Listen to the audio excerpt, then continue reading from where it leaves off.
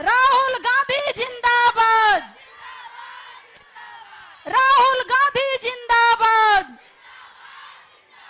हम सबके भैया राहुल गांधी। हमारे बीच दिल्ली प्रदेश अध्यक्ष भाई देवेंद्र यादव का मैं तहे दिल से स्वागत करती हूं। हमारे दिल्ली के प्रभारी बावरिया साहब का मैं तहे दिल से स्वागत करती हूं। हमारे गठबंधन कैंडिडेट उदित राज, डॉक्टर उदित राज भाई का स्वागत अभिनंदन करते हैं। हम सबके भाई दिलों में बसने वाले राहुल गांधी जी का हम सभी बहनें तहे दिल से स्वागत करते हैं, नंदन करते हैं, अभिनंदन करते हैं।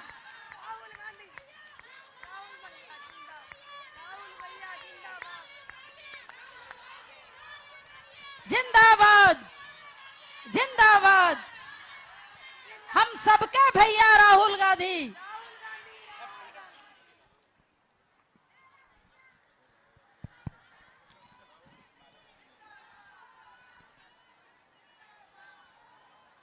नमस्कार।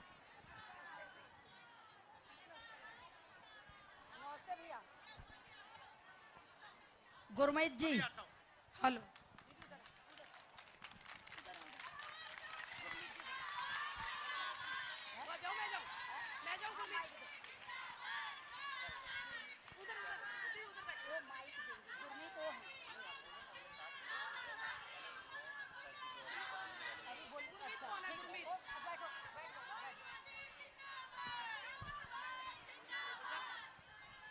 हमारे बीच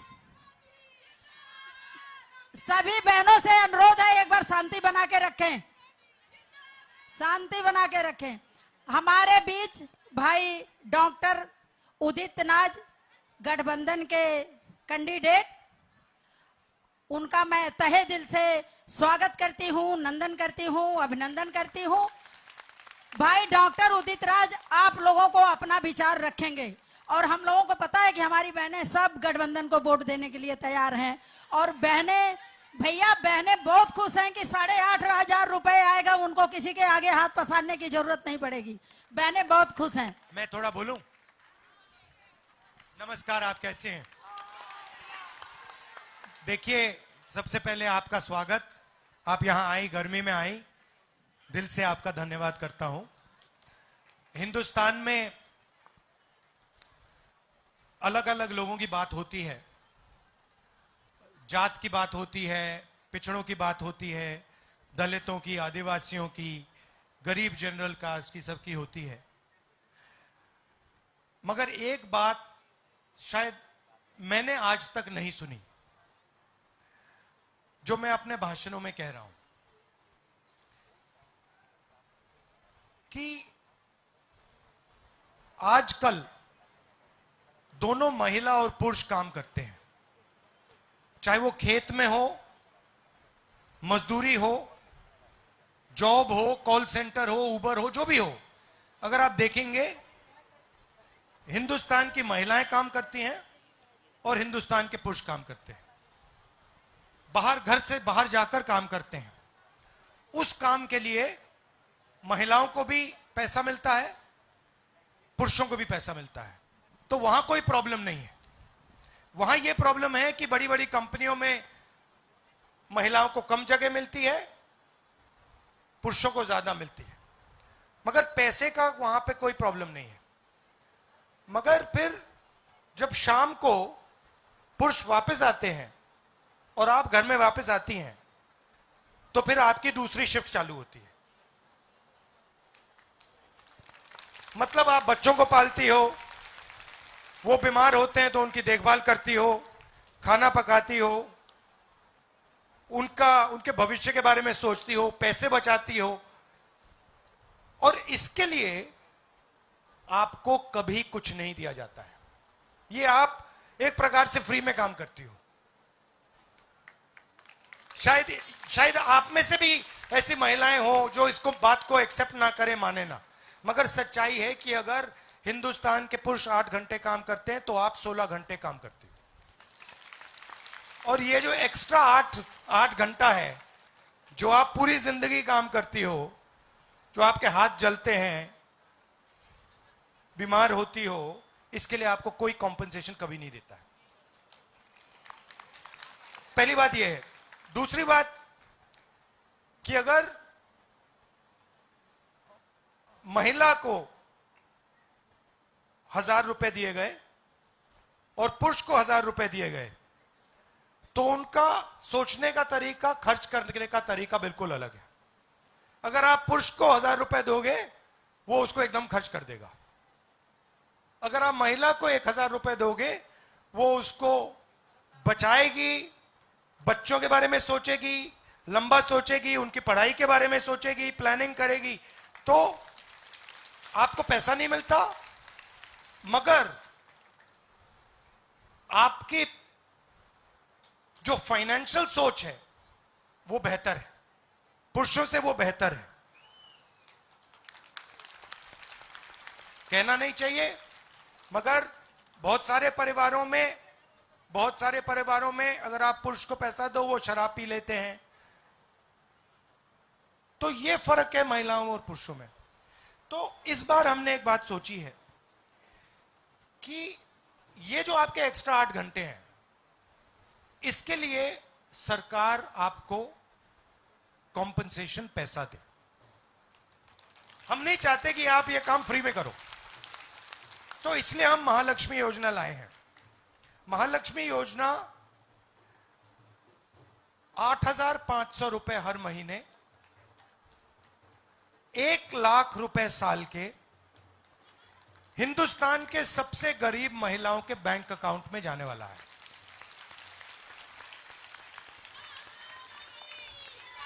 अब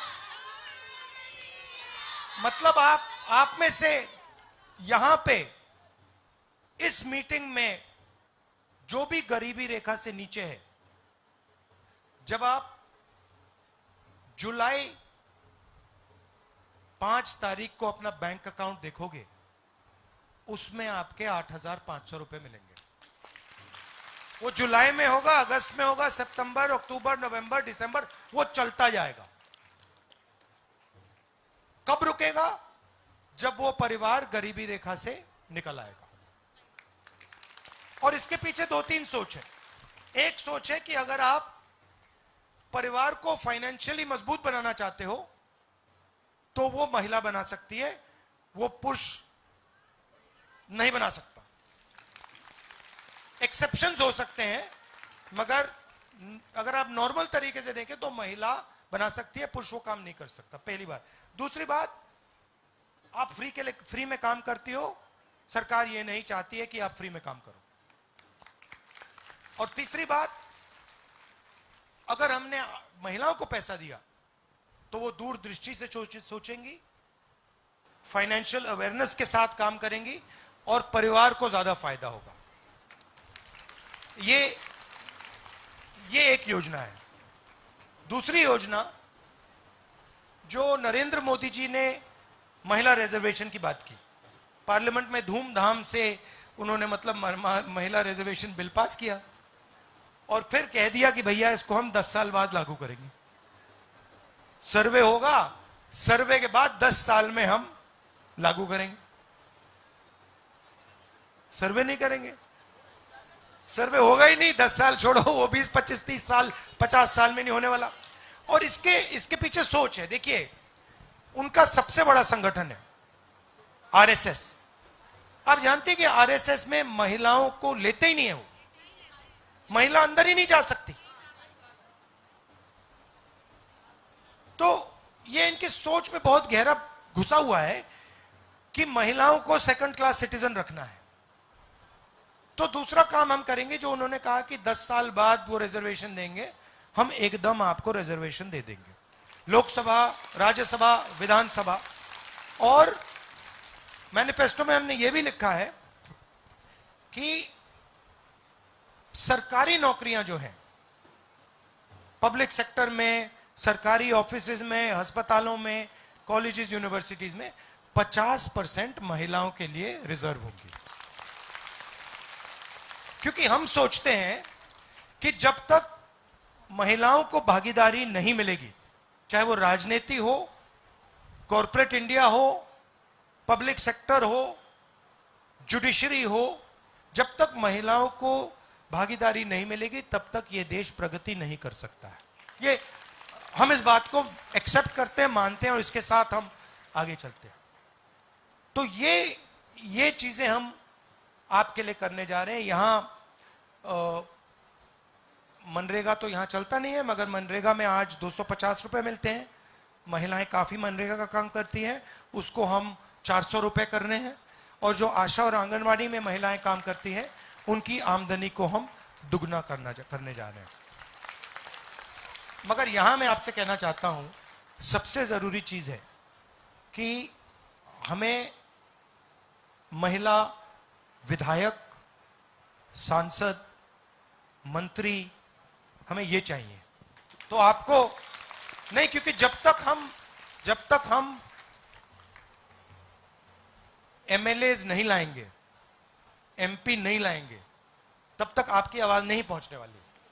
सीधी बात है। तो आपको प्रधानी में जगह मिल गई है, अब हम आपको राज्यसभा, लोकसभा, विधानसभा में जगह देंगे। और फिर 50% हम चाहते हैं कि 50% महिला हो उसके अंदर, क्योंकि मैं जानता हूं कि आपकी आवाज दबाई जाती है, घर में दबाई जाती है, समाज में दबाई जाती है, सड़कों में आपको डराया जाता है। और इसको बदलने का यही तरीका है कि महिलाओं को भागीदारी मिले और महिलाएं दिखाई दें सब जगह। तो ये मैं थोड़ा सा आपको बताना चाहता था। अब आपके कोई सवाल हो उदित राज जी से, मुझसे, या आप कुछ कहना चाहती हैं, आप खुल के कहिए। नहीं, आप कह रही हैं वो हो गया खत्म, मैंने बोला नहीं।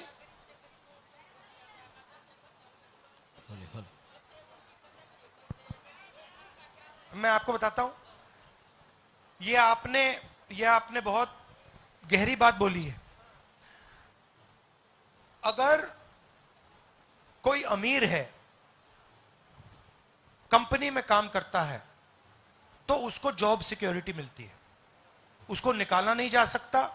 अगर निकालना है तो मतलब 3-4 महीने की सैलरी मिलती है, पेंशन मिलता है, पूरा का पूरा मिलता है। मगर अगर गरीब घर का बच्चा होता है, बेटी होती है, और उनमें से सबसे ज्यादा, यह भी एक्सेप्ट करना पड़ेगा कि गरीबों में से सबसे ज्यादा दलित, आदिवासी, पिछड़े वर्ग के लोग हैं, माइनॉरिटी है, ये एक्सेप्ट करना पड़ेगा। तो जब हम गरीब की बात कर रहे हैं, उसमें ज्यादा पिछड़े हैं, ज्यादा दलित हैं, ज्यादा आदिवासी हैं, ज्यादा माइनॉरिटी, हाँ गरीब जनरल कास्ट के भी लोग हैं, मगर वो 90% हिंदुस्तान की आबादी ये लोग हैं। और फैशन क्या बना है, जहां भी ये लोग हैं, इनको ठेकेदारी प्रथा पे लगाया जा रहा है। आप देखिए, मिलिट्री में अग्निवीर बना दिया। अग्निवीर क्या है? अग्निवीर जवान को उन्होंने मजदूर बना दिया कि भाई जब भी हम चाहते तुम्हें निकाल देंगे, तुम्हें पेंशन नहीं मिलेगी, तुम्हें सैलरी ठीक नहीं मिलेगी, तुम्हें कैंटीन नहीं मिलेगी, नहीं मिलेगा, शहीद का दर्जा भी नहीं मिलेगा। तो मतलब जो गरीब लोग आर्मी में जा रहे हैं उनके लिए अग्निवीर, और जो अमीर लोग आर्मी में जा रहे हैं उनके लिए पेंशन, उनके लिए सारी फैसिलिटीज, उनके लिए मेडिकल, उनके लिए सब कुछ। तो आपने जो बात बोली कि ठेकेदारी प्रथा, तो हमने मैनिफेस्टो में साफ कह दिया है, सरकारी नौकरी में, पब्लिक सेक्टर में, सरकारी ऑफिसेज में हम ठेकेदारी प्रथा को बंद करने जा रहे हैं। हम बंद करने जा रहे हैं। अगर कोई भी हिंदुस्तान की सरकार में काम करेगा, चाहे वो गरीब हो, अमीर हो, इज्जत से, रिस्पेक्ट से काम करेगा, उसे पेंशन मिलेगी, उसे सोशल सिक्योरिटी मिलेगी, उसे स्वास्थ्य की सुविधा मिलेगी, बिना इसके सरकार में काम नहीं होने देंगे। और ठेकेदारी प्रथा में यह भी बात है कि जो काम करता है वो गरीब होता है, वो ओबीसी होता है, दलित होता है, आदिवासी होता है, माइनॉरिटी होता है, और जो ठेकेदार होता है वो अमीर होता है, हाँ अमीर से अमीर होता है। तो ये तो सच्चाई है। तो इसको भी हम सरकारी ऑफिसेज में और पब्लिक सेक्टर में इसको हम बंद करने जा रहे हैं। क्योंकि देखिए नरेंद्र मोदी जी ने पिछले 10 साल क्या किया। 16 लाख करोड़ रुपए उन्होंने अरबपतियों को पकड़ा दिया। अब हम चाहते हैं कि ठीक है 10 साल इन्होंने ये की बदमाशी, अब हम पैसा, सरकार का पैसा गरीबों के जेब में डालना चाहते हैं। एक मैं भाषण में कहता हूं, उन्होंने 22 अरबपति बनाए, हम करोड़ों लाखपति बनाने जा रहे हैं। और लाखपति किसको बनाएंगे? महिलाओं को बनाने जा रहे हैं। धन्यवाद।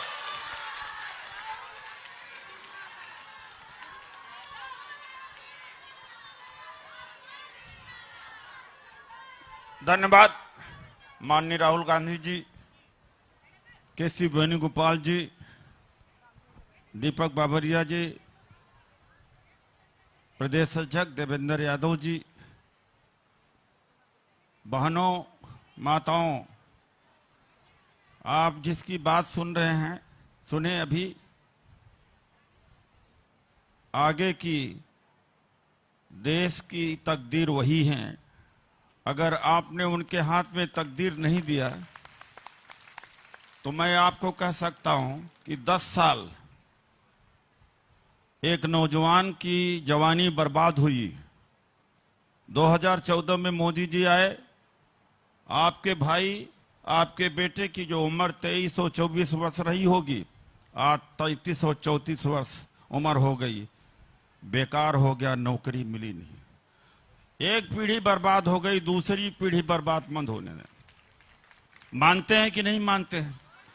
दुनिया में गैलप सर्वे में दुनिया में सबसे ज्यादा दुखी पीड़ित युवा भारत में है, दुनिया में। और उनको निकालने का काम आप ही कर सकते हैं, माननीय राहुल गांधी जी और कांग्रेस पार्टी कर सकते और कोई कर नहीं सकते। मैं कोई वोट लेने के लिए नहीं कह रहा हूं, मैं वोट लेने के लिए नहीं कह रहा हूं। आजाद भारत से 14 तक अगर पिछड़ों को, दलितों को, महिलाओं को भागीदारी मिली तो कांग्रेस पार्टी के द्वारा मिली है। अगर कांग्रेस पार्टी न होती तो आज अभी भी ये नाले में पड़े रहते। दूसरी बात है, लेकिन अगर आप पारिवारिक हैं, आपके बच्चे हैं, जवान हो रहे होंगे, बेटा पढ़ लिख गया होगा, ग्रेजुएट होगा, राहुल गांधी जी ने उनके लिए भी इंतजाम किया है। आप जानते हैं 83% शिक्षित इस देश में बेरोजगार है। बांग्लादेश और पाकिस्तान से भी खस्ता हाल है। ये गोदी मीडिया नहीं दिखाती, अलग बात है। 83%। या तो या आप शादी विवाह परिवार करना बंद कर दो, या तो कांग्रेस को लाओ, नहीं दूसरी पीढ़ी भी आपकी बच्चों की बर्बाद हो जाएगी, नौकरी नहीं मिलेगी। और एक बात मैं आपको और बता देना चाहता हूं, ताली तो बजा रहे हो, आपकी जिम्मेदारी परसों तक है। हर काम छोड़ करके 10-10, 20-20 कितने लोगों के पास मोबाइल है? करीब करीब सबके पास मोबाइल है। सब लोग 100-100, 50-50 लोगों को फोन करें, व्हाट्सएप करें, ये उत्तर पश्चिम लोकसभा की सीट आप ही लोग जिता दोगे। जिता दोगे नहीं जिता दोगे? ये केवल इसीलिए नहीं कि आए वो भाषण सुन के चले गए। मैं क्यों जुड़ा? माननीय राहुल गांधी जी के नेतृत्व में कांग्रेस में क्यों आया? बीजेपी से सवाल करता था, आधे से ज्यादा बीजेपी से सवाल मैं करता था, आधे जितने पार्लियामेंट में बोला, क्योंकि ये इंसान है, इनमें इंसानियत है। इनको पावर की भूख नहीं है। मोदी जी ये 2009 में चाहते तो माननीय राहुल गांधी जी देश के प्राइम मिनिस्टर बन गए। ये आपके लिए जीते, हमारे लिए जीते हैं, देश के लिए जीते हैं। ये मैं सच कह, आई बिलीव इट, ये मैं सच कह रहा हूं कि उसके लिए जीते हैं। आप अगर चाहते हो ये नेता आपका प्राइम मिनिस्टर आगे बने, आपका कर्तव्य आगे और बढ़ जाता है। 100-100 बहनों को, 200-200 बहनों को आप वोट डलवाना पड़ेगा, आपको जूझना पड़ेगा, दोपहर में निकलना पड़ेगा आपको।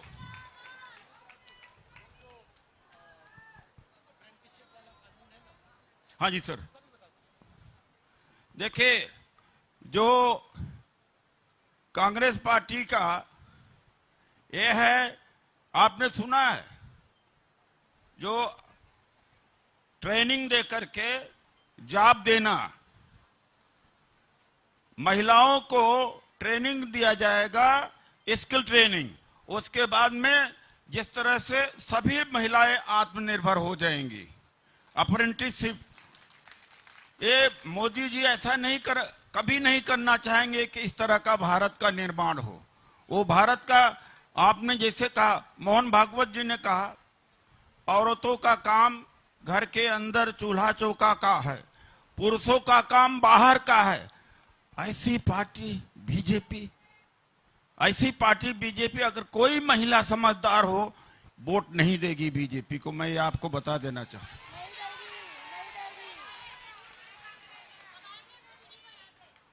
भगाएंगे ना? आपके अकाउंट में 1 लाख रुपया आने लगेगा।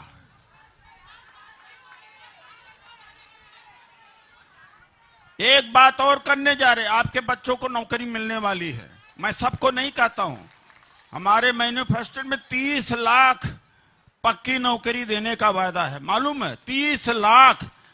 ये इतना क्रूर प्रधानमंत्री मैंने देखा नहीं कि 15-16 लाख करोड़ रुपया पूंजीपतियों का माफ करें और नौकरी देने में लाख सवा लाख करोड़ ही लगता है। 30 लाख नौकरियां खाली पड़ी हुई हैं केंद्र सरकार में। इनका मकसद केवल है कि SC ST OBC के लोग आए न। इनका अंतिम लक्ष्य है संविधान खत्म करने का। अंतिम लक्ष्य है संविधान खत्म हो जाएगा, औरतों के वोट का अधिकार भी कम हो जाएगा। खास तौर से अकलियत और ईसाइयों को वोटिंग राइट से वंचित करने वाले हैं। ये देश के कई टुकड़े कर देंगे और जो देश के अंदर इस समय डरने का माहौल है वो और बढ़ता चला जाएगा। और आपने कहीं यहाँ कुताही किया, चूक किया, तो हो सकता है कि हम लोग दोबारा इस तरह का मंच लगाने का अधिकार न रहे। डेमोक्रेसी खत्म हो जाए, संविधान खत्म हो जाएगा, न कोई MP होगा न कोई MLA होगा।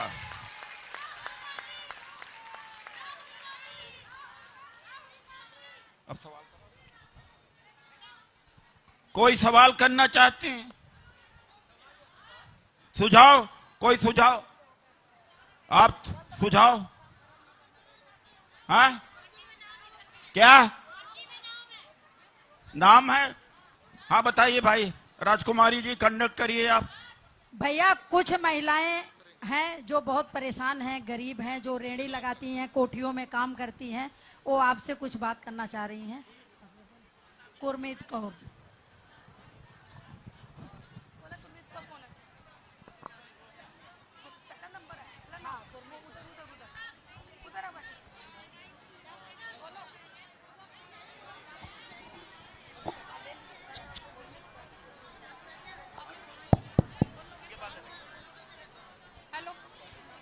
गुरमीत कौर।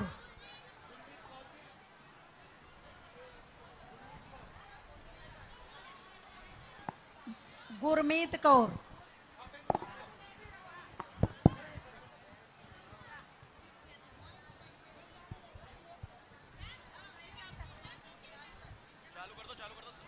हेलो हेलो, चालू है।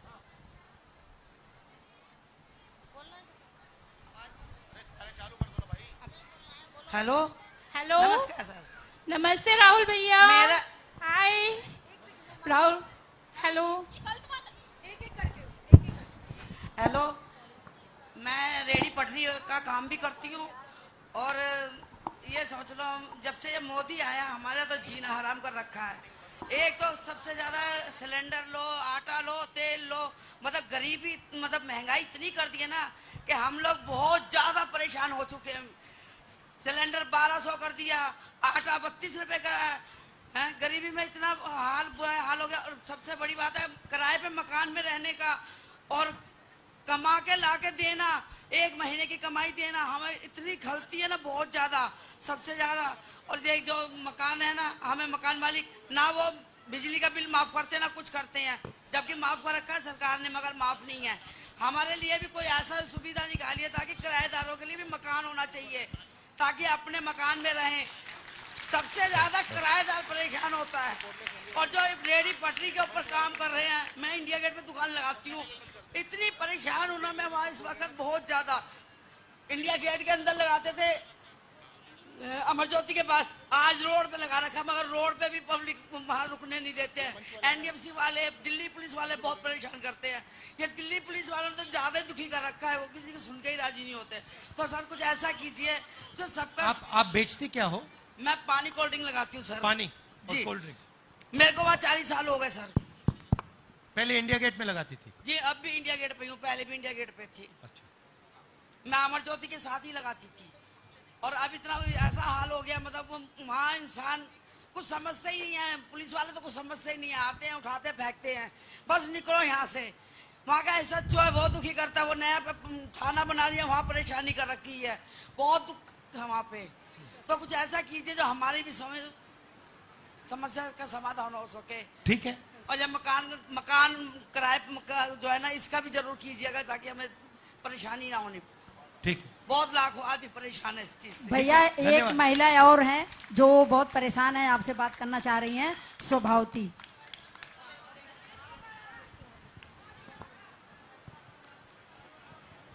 हेलो, हाँ भाई साहब नमस्ते। मैं रेडी पटरी वाली हूँ, मैं परेशान बहुत हूँ, मेरे को परेशान करते हैं। मेरा लड़का पढ़ा लिखा है मगर कोई नौकरी वोकरी नहीं है। अब मेरे को बहुत परेशानी है, टॉयलेट घर भी साफ नहीं होता, न कुछ भी होता है। आप कहाँ बेचती हैं? ये मंगोलपुरी एम्बलोक में, पेशाब घर के सामने। और क्या क्या बेचती हैं आप? सब्जी बेचती हूँ भाई साहब, धनिया मिर्ची उर्ची होता है, आलू आलू बच्चे लगा रहे हैं। नमस्ते। नमस्कार। भैया एक मंजू है, वो आपसे गुहार लगा रही हैं, आपसे कुछ बात करने के लिए।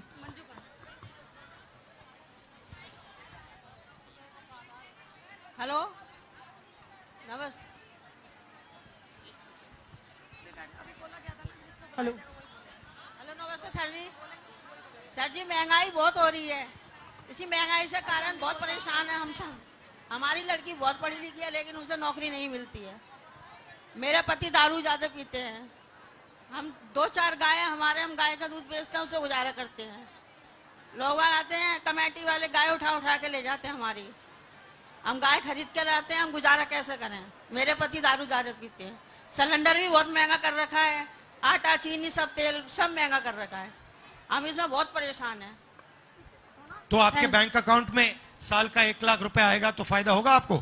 सर आप डालोगे, जिंदगी बदल जाएगी ना, जिंदगी बदल जाएगी। तो यही हम करना चाहते हैं। देखिए जो रेडी पटरी वाले हैं, हम आपके लिए कानून लाए थे, 2013 में आपके लिए कानून लाए थे आपकी प्रोटेक्शन के लिए, वेंडर एक्ट, और इसको बीजेपी वालों ने खत्म कर दिया। हमारी सरकार आएगी, हम फिर से वो एक्ट लाएंगे और आपकी रक्षा करेंगे, आपकी प्रोटेक्शन करेंगे। आप कुछ कहना चाहती हो? बोलो। सर मेरी फैमिली 75 साल से कांग्रेस से जुड़ी हुई है।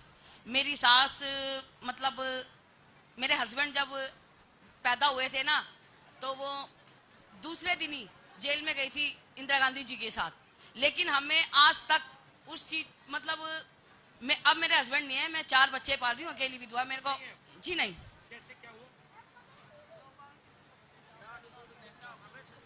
क्या हुआ? कैसे हुआ?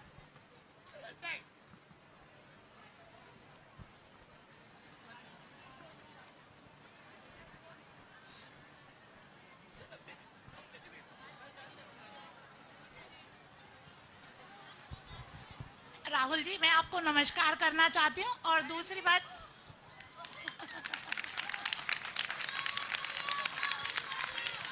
भैया राहुल गांधी।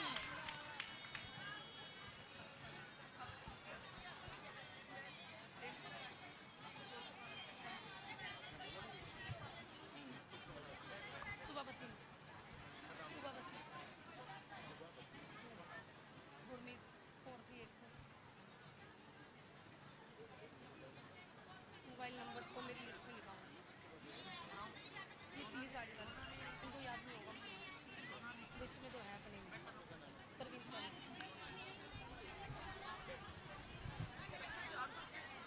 महिला सेवा केंद्र। आज वो सिलेंडर कहाँ, कांग्रेस की सरकार में 400-300 रुपए सिलेंडर था, 350, अब वो 1100 रुपए का है। लेकिन इलेक्शन के टाइम पे 200 रुपए घटा के वोट के चक्कर में 900 रुपए कर दिया, सिर्फ वोट के चक्कर में। अब वही सिलेंडर इलेक्शन के बाद 1500 रुपए होगा। बताइए कहाँ से मैं खरीदूंगी, कहाँ से बच्चे पालूंगी?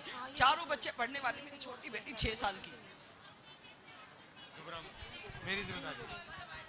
वो बोलिए ना क्या नाम है अभी, मंजू।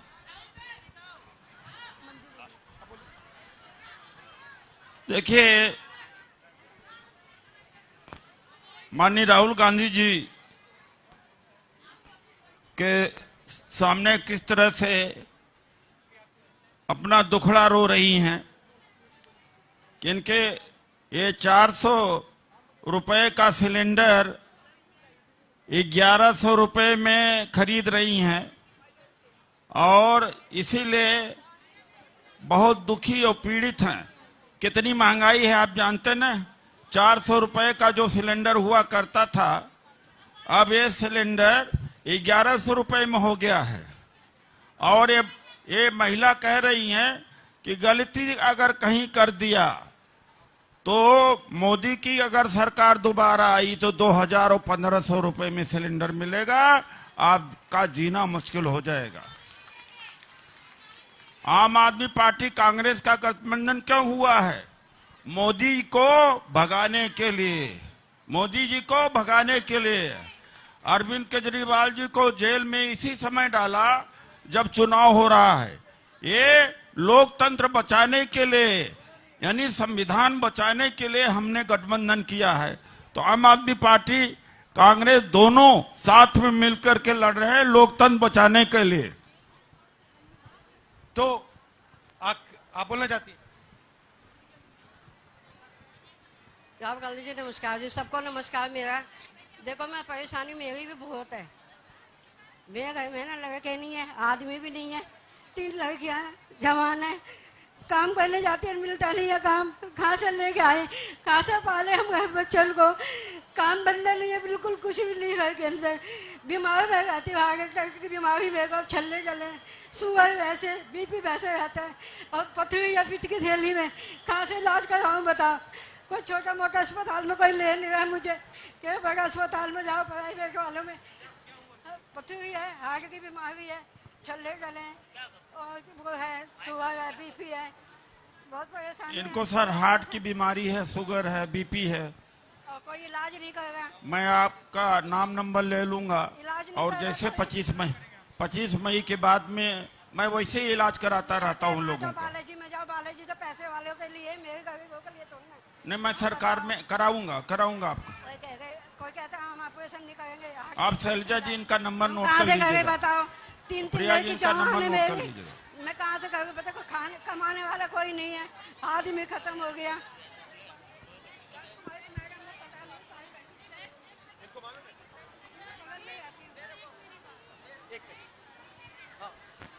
और कोई बोलो।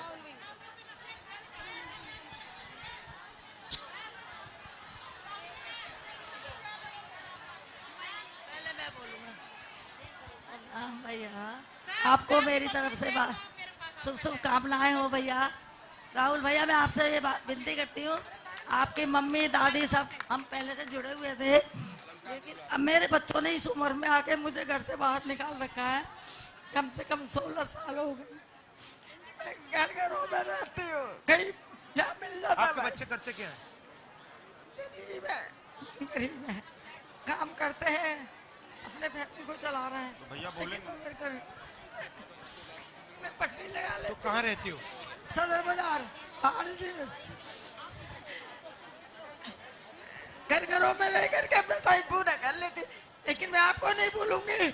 राहुल जी आए हैं, राहुल जी आएंगे, राहुल जी हैं, राहुल जी आएंगे, वो जो पूरे दिन थे पीछे हम रखेंगे।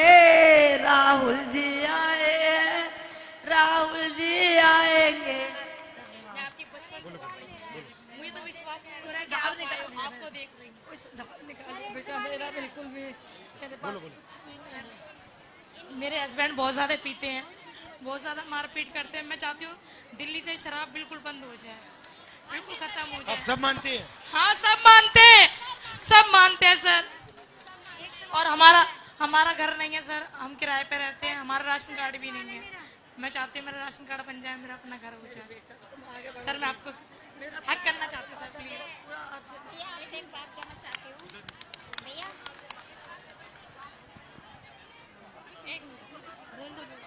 नमस्ते सर। अभी भैया मेरी अगली भी मीटिंग है। हाँ जी सर। कर्जे के ऊपर एक सवाल है आपसे। कर्ज के ऊपर पूछने देंगे। हेलो सर, मुझसे